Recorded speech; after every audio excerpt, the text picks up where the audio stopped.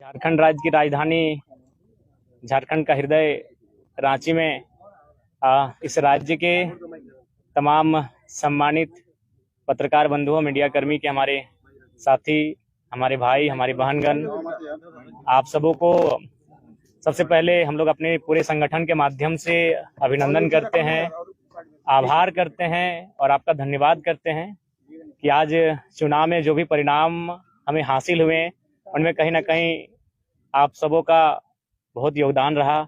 आप सबों ने हम जैसे नौयुवाओं को अपने चैनल में स्थान दिया, हमारे विचारों को गांव-गांव तक लेकर जाने का प्रयास किया। इसके लिए आप सबों का हम लोग तहे दिल से आभार प्रकट करते हैं, अभिनंदन करते हैं। और साथ ही साथ आज ही हमारे 18 जून है, यानी एक साल पहले ही हम लोगों ने राजनीतिक इलेक्ट्रल पॉलिटिक्स में कदम रखने का घोषणा किए थे, फैसला किए थे बलियापुर की मिट्टी से। तो आज साल भर हुए, उसको भी लेकर हम लोग शुभकामनाएं सबों को। और साथ ही साथ झारखंड के तमाम मतदाताओं को आभार करते हैं जिन्होंने हमें पहले चुनाव में फर्स्ट अटेम्प्ट में एज ए हमारे सभी प्रत्याशी निर्दलीय लड़े और उनको लगभग 8.5 लाख के आसपास मत प्राप्त हुए। इसके लिए पूरे झारखंड के जनमानस का आभार व्यक्त करते हैं। और साथ ही साथ हम गिरिडीह से उन तमाम पोस्टल बैलेट के माध्यम से मत देने वाले तमाम मतगणना कर्मियों का आभार प्रकट करते हैं, क्योंकि वहाँ मैक्सिमम जो होते हैं वो मैक्सिमम ही सबके सब एजुकेटेड लोग होते हैं, सब सरकारी नौकरी, अर्ध सरकारी नौकरी को करने वाले लोग होते हैं। और उन्होंने सबसे ज्यादा मत मेरे पक्ष में किया है, लगभग 5,000 मत मुझे मिले 10,000 में। तो तमाम मतगणना कर्मी जिन्होंने मतदान किया है उनका एक बार पुनः विशेष आभार, और बाकी इस राज्य की जनता का बहुत बहुत आभार, जिनके माध्यम से आज हमें एक हौसला मिला है, एक नई ऊर्जा मिली है। और साथ ही साथ हम लोग आशा करते हैं, उम्मीद करते हैं कि जिस उम्मीद के साथ राज्य के जनमानस, राज्य की जनता हम लोग पर आस जता रही है, उस पर हम लोग खरा उतरने के लिए आगामी विधानसभा के चुनाव में मजबूती के साथ शिरकत करेंगे। और साथ ही साथ केंद्र में जो नई सरकार बनकर आई है उनको हम बधाई देंगे, उनको शुभकामनाएं देंगे और उनसे अपेक्षा रखेंगे कि सबसे पहले जो नीट का मामला सामने आया है, जिसको लेकर काफी चर्चाएं हो रही है, पूरे देश में माहौल गर्म है, इस नीट में जो समस्याएं आई इनका समाधान किया जाए। क्योंकि आज लाखों करोड़ों युवाओं का भविष्य इन परीक्षाओं में तय होता है, इन परीक्षाओं के माध्यम से अपने भविष्य को तय करते हैं। तो जो नई सरकार देश में बनकर आई है उनसे मेरी अपील होगी झारखंड के तमाम मीडिया हाउस के माध्यम से कि इस समस्या का निदान हो। और साथ ही साथ जो भी हमारे प्रत्याशी जीत कर आए हैं, मैं उनसे इस बात की अपील करूंगा कि वो पूर्वाग्रह की राजनीति ना करेंगे, वो किसी बूथ को गिनकर किसी के सहयोग करने की राजनीति ना करेंगे। मैं उनसे ऐसी अपेक्षाएं रखता हूं और इन्हीं शुभकामनाओं के साथ मैं झारखंड के आने वाले विधानसभा चुनाव के लिए तमाम राज्यवासियों को संदेश देना चाहता हूं कि इस बार ऐसे युवाओं का चयन करें जो राज्य के हित के साथ लड़ाई जो चली आ रही है उसको विराम लगाते हुए एक बेहतर नीति बनाई जा सके। आपकी सवाल। तो आप लोग विधानसभा में क्या क्या रणनीति है आप लोग चुनाव लड़ने का? देखिए, विधानसभा के चुनाव हम लोग प्रयास करेंगे कि बहुमत की सीटों पे लड़े, यानी मान के चलिए हम लोग 8 लोकसभा की सीटों पे चुनाव लड़े थे, तो 8 6 48, शायद चतरा और हजारीबाग में 5-5, यानी 46 सीटें तो हमारे अंडर आ ही रही हैं। तो उन 46 सीटों पे तो लड़ना ही है। उसके बाद हम लोग जमशेदपुर में प्रत्याशी नहीं दिए थे, खूंटी पे नहीं दिए थे, गोड्डा में नहीं दिए थे। तो हमें लगता है इन 3 लोकसभा में हम लोग जाएंगे, वहाँ हमारे वोटर्स हैं, वहाँ हमारे कार्यकर्ता हैं। तो हमें लगता है कि 55 के आसपास विधानसभा सीटों पर हम लोग चुनाव लड़ते हुए दिखेंगे। तो क्या आप लोग निर्दलीय लड़ेंगे कि कुछ? नहीं, देखिए, दिल्ली इसी क्रम में गए थे। दिल्ली जाने का कार्य डेमोक्रेसी का स्कूल में भी शामिल होना था और चुनाव संबंधित इलेक्शन कमीशन से जानकारियों को भी लेना था। तो हमें लगता है 15 से 25 दिनों के दरमियान हमारी पार्टी का सिंबल भी अलॉटमेंट होने की संभावना बन जाएगी और पार्टी को रजिस्ट्रेशन नंबर भी अलॉटमेंट हो जाएगा। तो पहले इंडियन स्कूल ऑफ डेमोक्रेसी, उसके बाद जेएनयू। जी। इस तरह के व्याख्यान का क्या अर्थ है कि जयराम राष्ट्रीय परिदृश्य में अपनी पहचान और शिनाख्त को बनाना चाहते हैं? देखिए, मेरा उद्देश्य ये रहा कि जिन मंचों में मुझे अवसर मिला, मैंने वहां झारखंड की, मैंने तो आशा किया था कि संसद में झारखंड के विषयों को रखा जाएगा, लेकिन अगर संसद में जाने से हम लोग चूक गए तो कम से कम उन संस्थानों तक हमारे विषय जाने चाहिए जहां देश और राज्य के तमाम मुद्दों पर विचार और विमर्श किया जाता है। तो उसी उद्देश्य के साथ मैंने उन आमंत्रण को स्वीकार किया, चाहे इंडियन स्कूल ऑफ डेमोक्रेसी का मामला हो या फिर जेएनयू का मामला हो। और साथ ही हम लोग वहाँ एग्रीकल्चर यूनिवर्सिटी भी गए थे, वहाँ के भी तमाम रिसर्च स्कॉलर से मिले जहाँ झारखंड के भी युवा हैं। तो वहां जाने का उद्देश्य यही था कि हम झारखंड के विषयों को उनसे साझा कर सकें और उन विषयों पर निदान कैसे हो, आने वाले विधानसभा चुनाव में हमारी स्टडी क्या हो, उन विषयों पर बात करने के लिए।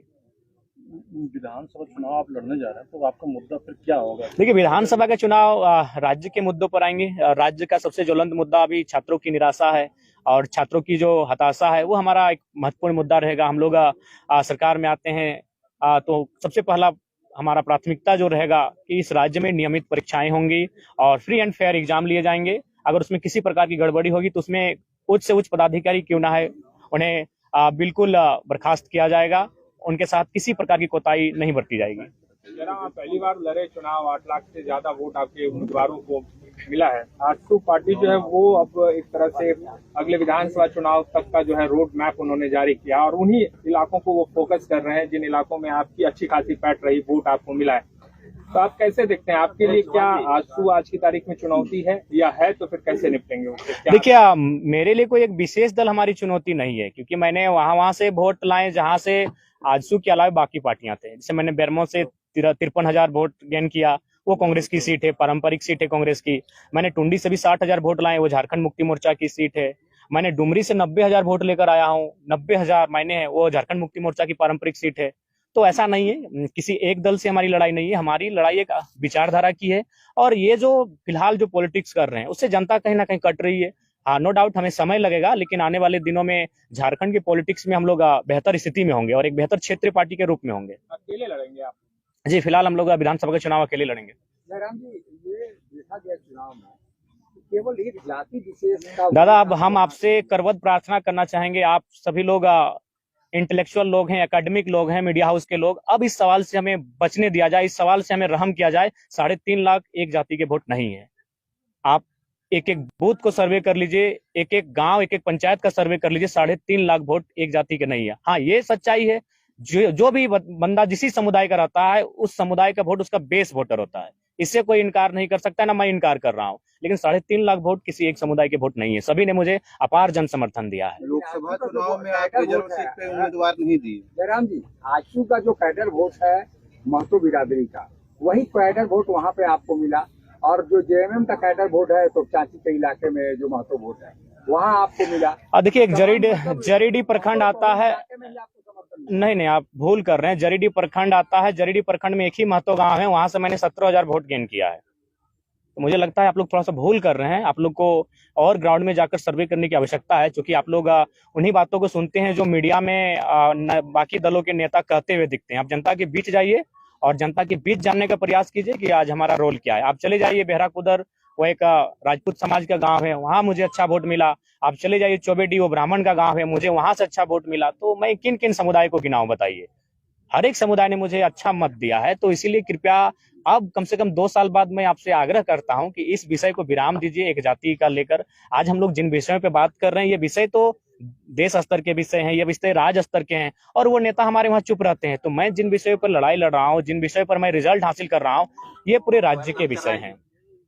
रिजर्व सीट पे आप लोकसभा चुनाव नहीं लड़े? नहीं दादा, लड़े। 2 रिजर्व सीटों पे हम लोग चुनाव लड़े। सिंहभूम में हम लोग हो समुदाय के साथ गए, दुमका में हम लोग संथाल समुदाय के साथ गए, और सिंहभूम के हमारे प्रत्याशी लगभग 50,000 वोट लेके आए। 44 के 45,000 वोट था। जहाँ जेएमएम का उम्मीदवार नहीं, ऐसा कुछ नहीं है, ऐसा कोई प्लानिंग नहीं है। हम लोग ये देखें कि हम लोग वोटर्स कहाँ हैं, कहाँ हमारे केडर हैं, जहाँ चुनाव में काम हो सकता है। गोड्डा में भी हमारे थे, लेकिन वहां तक हम लोग पहुंच नहीं पाए, प्रत्याशी नहीं मिल पाया।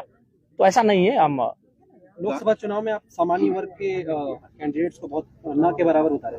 देखिए, एक्चुअली देखिए, लोग विधानसभा चुनाव में दिखेंगे निसंदेह। हम लोग गोड्डा के लिए भी प्रीफर किए थे कि उस सीट पर हम लोग सामान्य प्रत्याशी को रखें, लेकिन नहीं प्रत्याशी सामने आया। देखिए, सामान्य वर्ग कहीं ना कहीं थोड़ा सा आज के मैंने डेट में भी संपन्न है, तो इसलिए थोड़ा सा लेट लगे। उस समुदाय के बीच हमें आने में थोड़ा लेट लगेगा, लेकिन वे भी दिल खोल के तैयार हैं कि ये बच्चे जो आ रहे हैं राजनीति में, उनका स्वागत करेंगे। तो निसंदेह सामान्य वर्ग के लोग भी हमारा स्वागत करेंगे, उनके बीच भी हम लोग जाएंगे। गांधी उपचुनाव गांधी उपचुनाव हम लोग इसलिए नहीं लड़ पाएंगे, लोकसभा का चुनाव भी उसी तारीख को था और हम लोग नहीं मैनेज कर पाए, क्योंकि हमारा व्यवस्थित कोई टीम नहीं था, और व्यवस्थित टीम नहीं होने के कारण हम लोग इन चीजों को हैंडल नहीं कर पाए। एक अच्छा मौका था, क्योंकि आपके समर्थक आपको मुख्यमंत्री के तौर पर चुनाव लड़ेंगे। देखिए, मैंने शुरुआत में ही कहा था, यहीं पर मेरा प्रेस कॉन्फ्रेंस था, आपके बीच ही मैंने कहा था कि मैं लोकसभा का चुनाव अपनी मर्जी से लड़ूंगा, और गिरिडीह लोकसभा को मैंने प्रीफर किया था, धनबाद लोगों की मांग थी। लेकिन विधानसभा का चुनाव हम लोग प्रयास करेंगे कि जनता की राय के आधार पर लड़ेंगे। तो फिलहाल तय नहीं हो पाया है, लेकिन उम्मीद है कि यह बहुत जल्द तय हो जाएगा कि विधानसभा का चुनाव हम कहाँ से लड़ें। जयराम जी, युवाओं को काफी आपसे उम्मीद है, और वो लोग शिक्षा को लेकर, जैसे पेपर लीक हो रहा है, उसको लेकर आपसे काफी उम्मीद रखते हैं, और क्योंकि आप चुनाव लड़ चुके हैं, तो आगे की क्या रणनीति होगी आपको? सदन के भीतर या तो सड़क में धरने के माध्यम से। तो हम लोग अगर सदन में नहीं तो सड़क से तो लड़ाई लड़ ही रहे हैं, सड़क से तो लगातार अपनी आवाज को बुलंद कर रहे हैं। हमारा जो सामर्थ्य है उन चीजों पर हम लोग कभी पीछे नहीं हटे हैं। हम लोग कभी भी आवाज उठाने से, यहाँ तक आज मेरे ऊपर भी 13 एफआईआर है, एक भी व्यक्तिगत एफआईआर नहीं है। एफआईआर क्यों मिला है? ना किसी कंपनी में धरना देने के लिए, किसी को मुआवजा दिलाने के लिए, किसी को नियोजन दिलाने के लिए। तो ऐसा नहीं, हम लोग तो जनता के लिए अपना सर्वस्व निछावर कर चुके हैं। उतना छोड़िए, आज हम लोग घर का दृश्य नहीं जानते कि मेरे घर का दृश्य क्या है। घर में न जाने कितनी प्रकार की घटनाएं घटी, लेकिन हम लोग घर तक नहीं जा पाए, घर तक कदम नहीं रख पाए। हम लोगों ने सब कुछ अपना झारखंड को ही परिवार माना है, झारखंड को ही अपना घर माना है, और पूरे झारखंड वासियों के लिए हमने अपना सर्वस्व निछावर करने का प्रयास किया है। जयराम जी लगातार बोलते हैं कि पैसा वाला हम लोग नहीं है, तो आप लोग कैंडिडेट्स का नाम घोषणा कब कर रहे हैं? क्योंकि जो विधानसभा चुनाव है उसमें समय देखिए, सबसे पहले बात मैं आप सबों से भी एक बार आग्रह करूंगा, क्योंकि आप लोग का प्यार मिला, इसके लिए हम लोग हकदार भी थे। क्योंकि झारखंड के माध्यम से हम लोग देश की पॉलिटिक्स को भी एक अच्छा संदेश दिए कि हम लोग बिना पैसे की पॉलिटिक्स किए, तो एक बहुत सुंदर संदेश गया है। आसान नहीं है कि आप बिना पैसे से 8 लाख वोट गेन करते हैं। ये फिलहाल आज के दौर में 21वीं सदी में जिस प्रकार आज देश का माहौल है, उस माहौल में आप 8 लाख वोट बिना पैसा खर्च करके गेन करते हैं, तो ये कहीं ना कहीं बहुत बड़ा संदेश है, एक सकारात्मक संदेश है भारत के लोकतंत्र के लिए। और उस हिसाब से मैं सभी का धन्यवाद देना चाहूंगा। और बिल्कुल हम लोगों ने कहीं भी मैं अगर अपने गिरिडीह लोकसभा की बात करूं तो 2200-2300 के आसपास बूथ हैं, उनमें हमको लगता है 1200 से 1300 के बीच ही हमारे एजेंट बैठ पाए थे। 1000 बूथों पे हमारे एजेंट भी नहीं बैठ पाए थे, लेकिन वहां से हमें अच्छा वोट मिला है। तो एक तो बेहतर संकेत हम लोग दिए हैं। जयराम जी, बीजेपी की ओर से डॉक्टर हेमंत बिस्वा पूरा देश देखिए 2 खेमे में बटा हुआ है, या एनडीए के साथ या इंडिया के साथ। आपको लगता है कि इन 2 खेमों को इग्नोर करके बीच का रास्ता निकाल करके आप कहां तक पहुंच पाएंगे? आपको लगता है कि प्री पोल भले ना हो मगर पोस्ट पोल अलायंस आपको करना पड़ेगा चुनाव के बाद? देखिए, अगर ऐसी स्थिति आती है तो हम लोग एक रायशुमारी करेंगे, जनता के बीच जाएंगे। जनता के बीच जाने में हमें समय नहीं लगता है, हम लोग ऊर्जावान हैं और जनता से इस राय को लेकर चलेंगे कि भाई आपने हमें मत दिया है। अगर ऐसी नौबत आती है तो जनता की राय से होगा, लेकिन फिलहाल हम लोग चुनाव अपने बूते लड़ेंगे, अपने सामर्थ्य के दम पर लड़ेंगे। चर्चा चल रहा है कि जयराम जी बीजेपी के साथ जा सकते हैं। देखिए, सबसे पहला बात, ऐसा कोई बात नहीं है।